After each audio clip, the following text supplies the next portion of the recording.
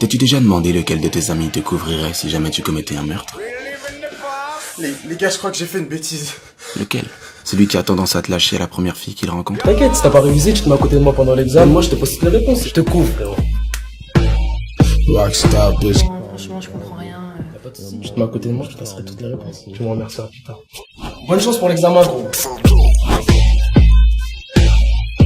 Ou alors celui qui compte chaque centime que tu lui dois?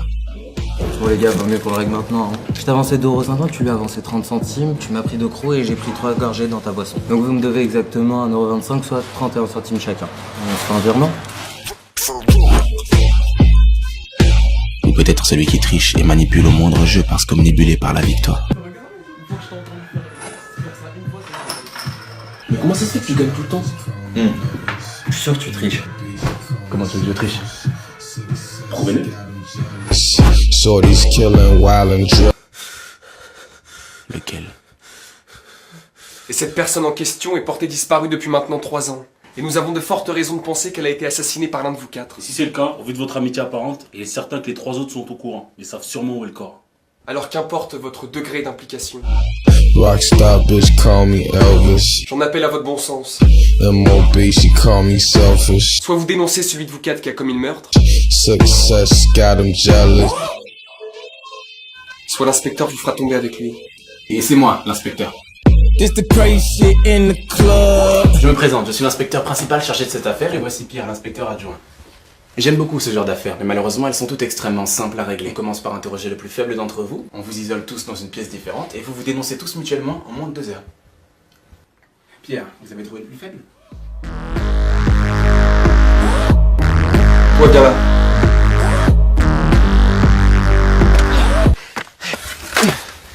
Quand on sera face aux inspecteurs, on sera forcément face aux inspecteurs là. Quand on y sera, même si ça prend 2 ou 3 ans, ils vont sûrement interroger avec insistance celui qui aura l'air d'être le plus vulnérable. Ce sera moi. Ouais, ce sera toi. Évidemment, ce sera toi. Ouais, mais il faut pas, ce serait trop risqué alors.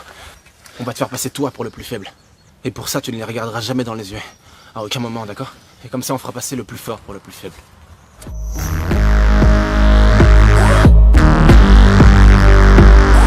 Attendez. Prenez plutôt celui-là. Niggas send this bitch up, it can't go down. Niggas send this bitch up, it can't go down. Niggas send this bitch up, it can't go down. Niggas send this bitch up, it can't go down.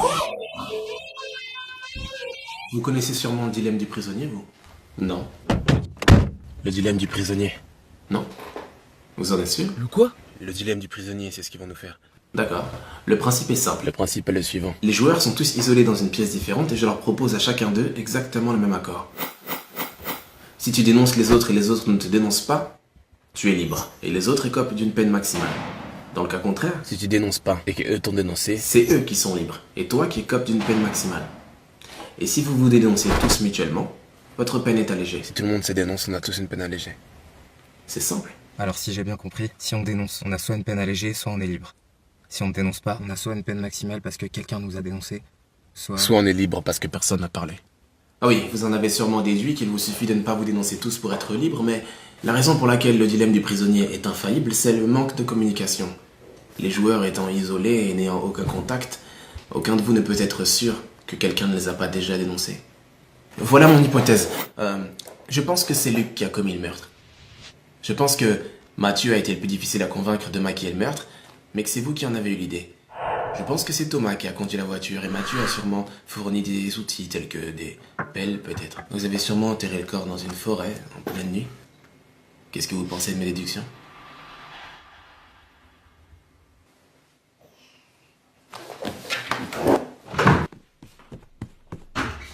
C'est fini. Vos amis se sont dénoncés et donc vous ont dénoncé aussi. Vous voulez parler ou pas? c'est pas possible. Alors, Luc a commis le meurtre. Willem vous a convaincu d'enterrer le corps dans la forêt. Mathieu a fourni les pelles. Vous avez conduit la voiture jusqu'à... Ah, je continue.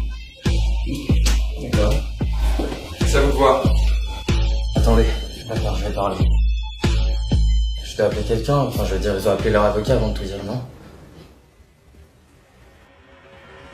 Non! Si jamais vous voulez vous dénoncer... Personne va se dénoncer. J'ai dit si jamais! Si vous voulez vous dénoncer, faites-le sans l'aide d'un avocat, faites-le sans appeler personne. Ok, mais pourquoi? Comme ça, si l'inspecteur vous dit que quelqu'un s'est dénoncé, vous suffira de lui demander si cette personne a appelé son avocat.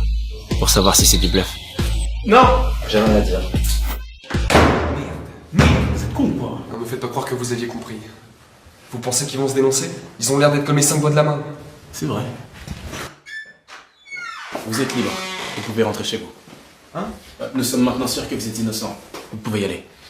Et les autres? Les autres sont inculpés. Ils seront arrêtés. Nous pensons d'ailleurs que vous avez été embarqués de force dans cette histoire. Mais c'est terminé maintenant. Vous pouvez y aller. Non. Ah, vous devez être en état de choc. Ah, messieurs, accompagnez-le, s'il vous plaît. C'est moi. C'est moi. C'est moi. J'ai tout fait tout seul. Ils ne m'ont pas aidé. Ils sont au courant de rien. Où est le corps? Dans le nord de la forêt Marage, au-dessus de la rivière. C'est là qu'on va l'enterrer. Forêt Marage au nord, au-dessus de la rivière. Vous avez entendu? Vous aviez plutôt bien joué, mais vous avez perdu. Échec. Vous aviez tout prévu, mais c'est très étonnant que vous n'ayez pas pensé que votre ami se dénoncerait lui-même par amitié. Très étonnant même. Dans le nord de la forêt Marage, c'est là qu'on va l'enterrer. Mais où est-ce qu'elle est, la forêt Marage? Je l'ai inventée, c'est pas là qu'on va. Il va forcément vouloir se dénoncer à un moment ou à un autre. Alors par précaution, il ne faut absolument pas qu'il connaisse l'adresse. S'il ne sait pas où est le corps, ses aveux ne vaudront rien. Vous vous foutez de nous? Cette fois elle n'existe pas. Où est le corps? Rockstar bitch call me Elvis. Échec et mat. I'm obese, she call me selfish. Success got him jealous. Vous connaissez sûrement le dilemme du prisonnier, vous? Effectivement, le dilemme du prisonnier est infaillible. En absence totale de communication, ils finissent toujours par se dénoncer. C'est infaillible. À moins qu'on triche. Rockstar bitch call me Elvis. Aucun de vous ne peut être sûr que quelqu'un ne les a pas déjà dénoncés. Sauf si on a un système de communication, un signal qui nous assure que personne n'a parlé.